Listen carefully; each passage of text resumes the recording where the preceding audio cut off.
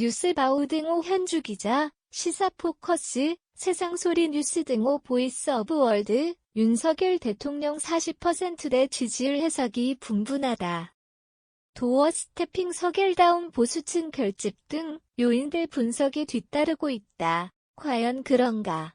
매일경제는 31일 해를 넘기기 전에 80년대생 정치인 토론 형식으로 대통령 지지율 계속 오를까를 화두로 대담 프로그램을 마련했다. 참석자는 88년생 권지웅 민주당 전 비대위원, 86년생 곽관용 국민의힘 남양주을 당협위원장, 81년생 신정현 전 민주당 경기도의원, 87년생 김재섭 국민의힘 도봉갑 당협위원장 네 사람이다. 진행은 매일경제 이상훈 정치 전문 기자였다. 권지웅 전 의원은 도어 스태핑 중단이 국민 입장에서는 비상식적이라고 응답했다. 중도층은 도어 스태핑 중단 MBC 기자 전용기 탑승 불어 여당 내부 총질 문자 파동 모두를 좋아하지 않는다는 의미로 들린다. 지지율 상승은 노조 총파업 강경 대응으로 보긴 했다.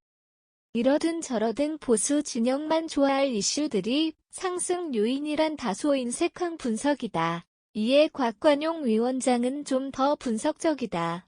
포지셔닝 이슈 대립의 재와 밸런스 이슈 균형의 재로 나누었다. 대립의 재는 주로 화물연대 이슈 등으로 좌우 진보 보수 세력이 확연히 갈리고, 이태원 참사나 언론 자유는 균형의 재라 그렇지 않다는 얘기다. 도어 스태핑 중단이나 MBC 기자 전용기 탑승 불허 같은 언론 자유 이슈, 이태원 참사 이슈는 지지율 상승에 큰 영향은 없고, 노조 총파업 강경 대응의 진영이 명확히 갈리면서 보수층 결집으로 지지율 상승을 이끌었다는 해석이다. 김재섭 위원장은 이름 있는 방송 패널이어서인지 재미있는 화두를 꺼냈다. 대통령이 뽑힌 이유를 보여줬으니까 지지율이 오르는 것 아니냐는 명쾌한 답이다. 이 양반은 잡으면 하는 사람이구나. 잡으면 그냥 뭐 옆에서 비바람이 몰아치든 어쨌든 직진하는 사람이구나 같은 믿음이란다. 이어받아. 그래서 우리가 윤석열을 찍었지라며 떠났던 사람들이 돌아온다는 재미있는 얘기다. 신정현 전 의원은 월드컵 특수라고 예상치 않는 답을 냈다. DJ 사례를 들었다. 2002년 5월 34.7%였던 수치가 월드컵 4강 이룬 다음 달 7월 45.7% 급등했다고 한다.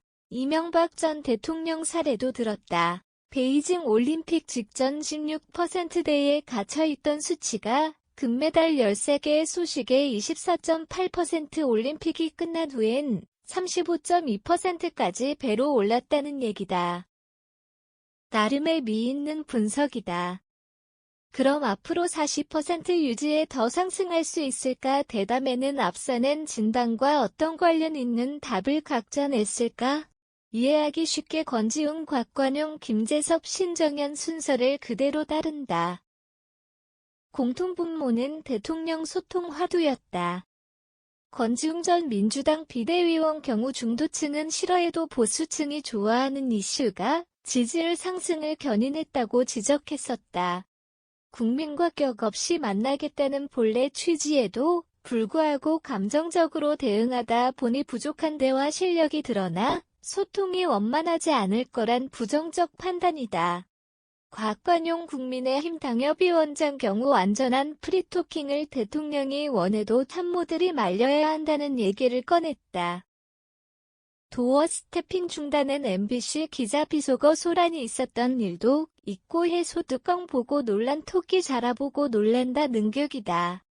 꼭 필요한 기자회견도 정제된 방식을 제안했다. 김재섭 국민의힘 당협위원장 경우 재미있는 응답이 기대된다. 안 하는 게 나을 것 같다는 단순 답이다. 이래도 저래도 말이 많이 나와서다. 특히 질문들이 정책 이슈보다 대부분 당내 갈등, 정치적 현안 이슈 등에 치우쳐 있다는 지적이다. 예로 이재명 검찰 수사 현안 경우 답을 해도 이상하고 안 해도 이상하다는 이유를 들었다. 신정현 전 민주당 경기도의원 경우 대통령실에 엄포 놓는 방식이 추억하고 싶지 않은 전두환 독재 추억을 자꾸 끌어올린다는 비난이다. 달리 언론중재위를 통해서 문제를 제기하고 반박 보도나 정정 보도를 유통해야 되지 않냐는 지적이다. 민주주의 형식에 옳은 지적은 있지만 대통령이 부족할 수 있어도 전두환 시절 프레임 등 야당 공격 지점들이 좀 과하다는 곽건용 당협위원장 지적엔 공감 가는 부분이 있다. 현주 기자 사코파워@아웃룩, 캄루즈바우.com